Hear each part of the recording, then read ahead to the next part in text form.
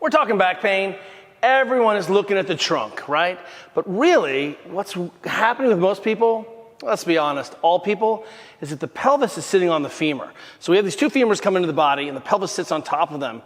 Oftentimes, the body is trying to solve how to stabilize or work within that system. So if we're trying to increase core stability or better organization of the trunk, we really should be looking at the relationship between the pelvis and the femur as a component to all of that jazz.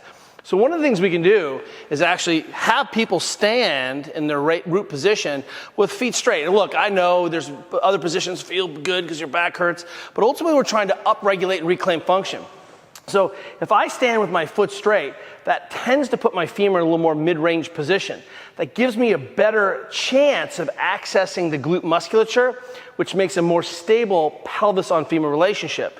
You see, if you stand with your feet turned out and try to screw your feet into the ground, you don't have a lot of glute action there. That might lead the pelvis to looking for its own stability upstream. If you can get the foot straight, you'll see that you can create a lot more choice and movement recruitment. So the idea is, hey, how do we get better function between the pelvis and the femur? Well, let's start by looking at the relationship of the foot to put the femur in the middle position.